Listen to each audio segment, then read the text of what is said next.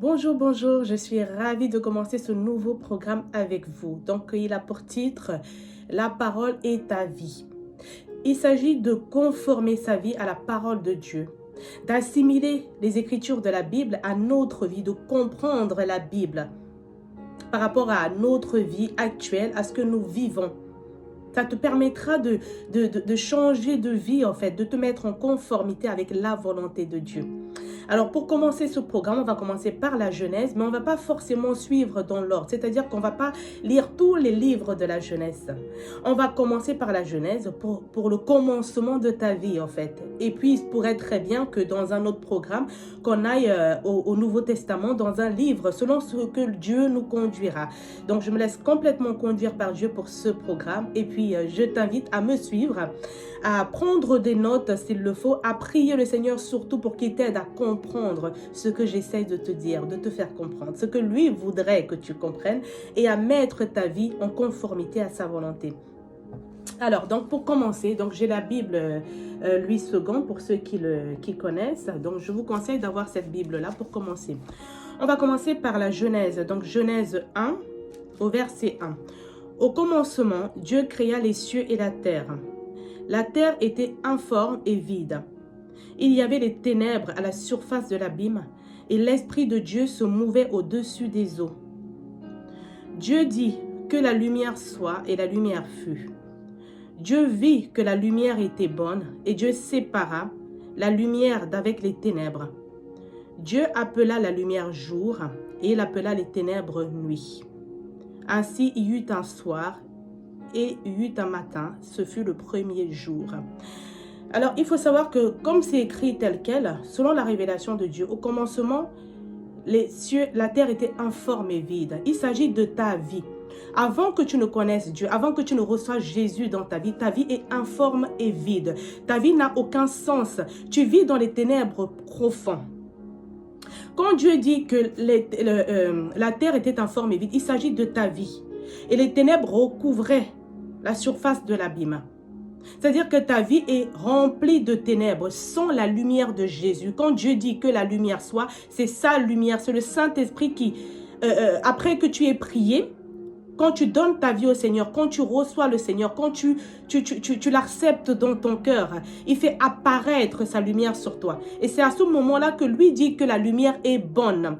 Et après, il met une séparation. Il dit, il y eut un jour et il y eut un matin.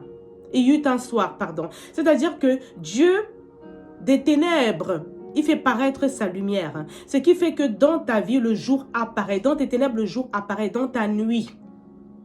Il y a des personnes avant de connaître le Seigneur, par exemple, qui se prostituaient, qui étaient dans la drogue.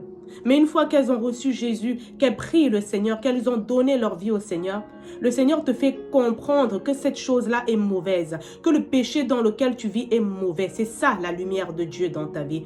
C'est la révélation de ton péché. Parce que sans Dieu, tu ne peux même pas savoir que l'état dans lequel tu es est un péché. Tu ne peux pas savoir que ce que tu fais est mauvais. Il faut la lumière de Dieu pour que tu voies ton péché, pour que tu sois consciente du péché dans lequel tu es. Amen. Voilà, donc je continue. Quand la Bible dit ensuite, il y eut un soir et un matin. C'est-à-dire que des fois, pour certaines personnes, quand on rencontre le Seigneur, on est au soir de notre vie. On a pour la plupart déjà eu des enfants. On a pour la plupart déjà connu plusieurs relations. On a pour la plupart déjà, en fait, on est déjà adulte pour certaines personnes.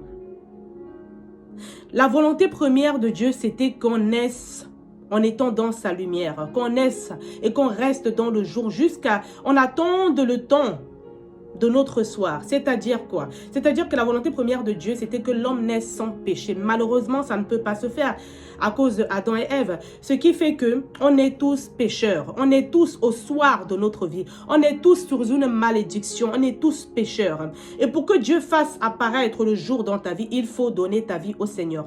Il faut le laisser rentrer dans ta vie. Il faut lui demander. Il faut que sa lumière apparaisse dans ta vie pour qu'il te ramène au jour de ta vie. Pour qu'il te fasse renaître sans péché, qu'il te fasse renaître saint. C'est d'où l'assimilation avec la nouvelle naissance. Quand tu donnes ta vie au Seigneur, il te fait naître de nouveau.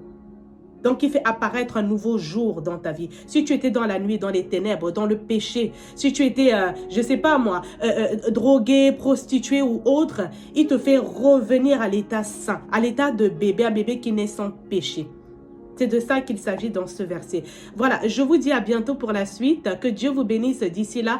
N'hésitez pas, si vous avez des questions, envoyez-moi un message parce que voilà, on a très peu de temps et j'aimerais vraiment vous éclairer là-dessus. Maintenant, pour des cas personnels, je vous prie de bien vouloir m'envoyer un message au numéro WhatsApp qui s'affiche ou encore sur Messenger. Je suis à votre service. Que Dieu vous bénisse. Au revoir.